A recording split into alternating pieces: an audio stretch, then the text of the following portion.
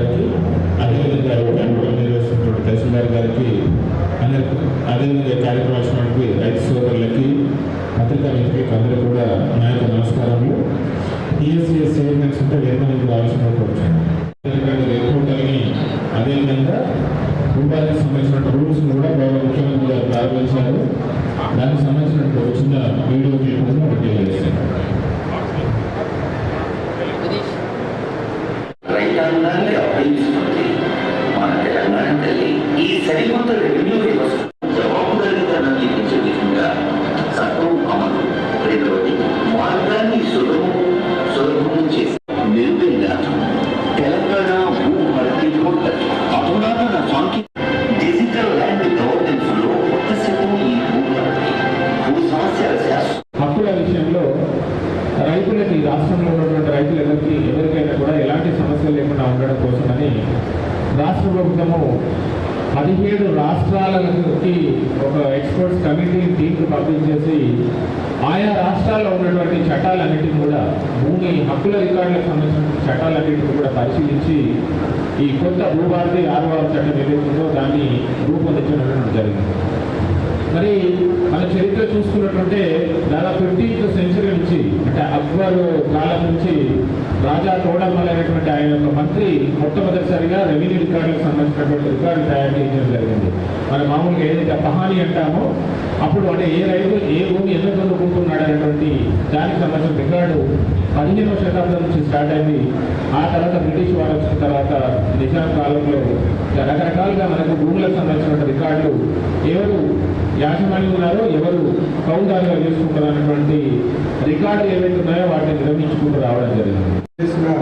RDO గారు మరియు tax chairpersons, అదేవిధంగా ఇక్కడికి విచ్చేసిన రెవెన్యూ అధికారులు, తహసీల్దార్ గారు మరియు ఇతర అధికారులు, అగ్రికల్చర్ డిపార్ట్మెంట్, అదేవిధంగా రైతు యాక్ట్ గురించి కూడా బ్రీఫ్గా ఎక్స్ప్లెయిన్ చేయడం జరిగింది.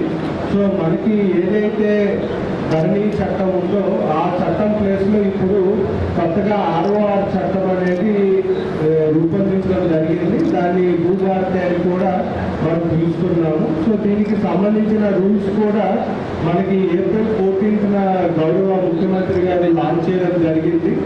సో దీంట్లో ముఖ్యంగా మనకి 2 ఇంపార్టెంట్ ఇష్యూస్. ఒకటి, ఇప్పుడు ఏదైతే రికార్డుల్లో ఉందో, అంటే ఇప్పుడు మనకి ధరణిలో ఉన్న పట్టాదార్స్ డీటెయిల్స్ అనేది టెంపరీగా మనకి కొత్త 6వ మైగ్రేట్ చేయబడతాయి. బట్ ఇక్కడ ఏవైతే మనకి రైతులకి వేరు గ్రీవెన్సెస్, అంటే మనకి పట్టా పాస్బుక్ రాలేదు, కొంత మిస్సింగ్ ఎక్స్టెంట్ ఉంది, కొంత మాకు ఓల్డ్ ఉమ్మడి ఆంధ్రప్రదేశ్లో ఇచ్చిన పట్టా పాస్ పుస్తకాలు ఉన్నాయి కానీ ఇప్పుడు కొత్తగా మాకు పట్టా పాస్ పుస్తకాలు రాలేదు, లేదు ఎక్స్టెంట్ మాకు 2 acres ఉంటే ఓన్లీ 1 acre వచ్చింది, మాది పట్టా ల్యాండ్ ఉంటే అది అసైన్మెంట్ ల్యాండ్గా రికార్డ్ అయ్యింది. సో ఇలా ఏదైతే డిఫరెంట్ గ్రీవెన్సెస్ ఉన్నాయో వాటిని రిజాల్వ్ చేయడానికి మనకి చట్టంలోనే ఒక ఏడాది సమయం అనేది ఇవ్వడం జరిగింది.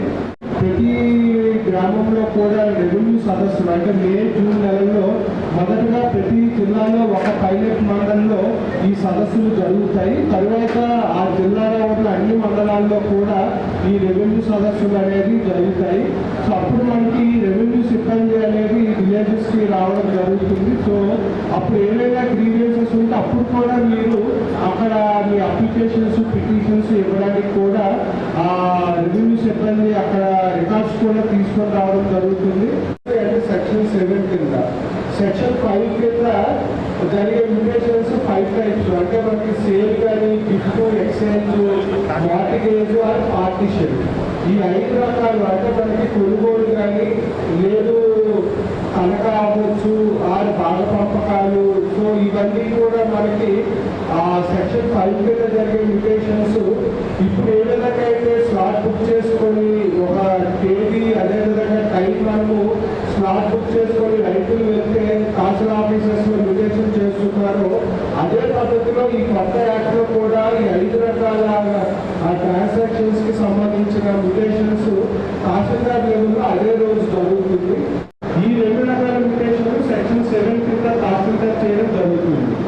సో ఈ సెక్షన్ 7లో సెపరేట్గా 2 types ఆఫ్ ట్రాన్సాక్షన్స్ ఇంక్లూడ్ చేయడానికి మెయిన్ రీజన్ ఏమంటే మనకి ఇప్పటి వరకు ఉన్న యాక్ట్లో సేమ్ అంటే సక్సెషన్ కూడా ఒకరోజు స్వార్థ చట్టాలు అవన్నీ కూడా స్టడీ చేసి కొత్త చట్టము మరియు రూల్స్ అనేది రూపకల్పన చేయడం జరిగింది. సో ఇక్కడికి వచ్చిన రైతులందరూ కూడా అంటే ముఖ్యంగా ఈ చట్టం మీద అవగాహన కలిగి ఉండాలి. అదేవిధంగా ఎటువంటి ప్రొవిజన్స్ రైతులకి దీంట్లో కల్పించబడ్డాయి, అదేవిధంగా మీ నుంచి కూడా ఇంకా ఏమైనా సలహాలు అంటే రూల్స్కి సంబంధించి ఇంకేమైనా సింప్లిఫై చేయగలరా, లేదు ఇంకా మీకు కొన్ని మిస్సింగ్ పాయింట్స్ ఏమైనా ఉన్నా కూడా మీ దగ్గర సలహాలు తీసుకోవడానికి ఈ అవగాహన సదస్సులు ఏర్పాటు చేయడం జరిగింది. అదేవిధంగా మనకి రాష్ట్రంలో కూడా ఒక 4 పైలట్ మండలాల్లో ప్రతి విలేజ్లో కూడా రైతు సదస్సులు జరుగుతూ ఉన్నాయి. అక్కడే వచ్చిన ఫీడ్బ్యాక్ ప్రకారంగా కూడా ఏమైనా చేంజెస్ అవసరమైతే రూల్స్లో మాడిఫికేషన్స్ కూడా గవర్నమెంట్ చేయడానికి రెడీగా ఉంది. సో అందుకు మీ నుంచి కూడా ఈరోజు ఏమైనా సలహాలు సూచనలు ఈ యాక్ట్కి సంబంధించి రూల్స్ కానీ యాక్ట్కి సంబంధించి స్పెసిఫిక్ ఇష్యూస్ ఏమైనా ఉన్నా కూడా మీరు తెలియజేయగలరు. ఈ అవకాశం ఇచ్చినందుకు ధన్యవాదాలు. థ్యాంక్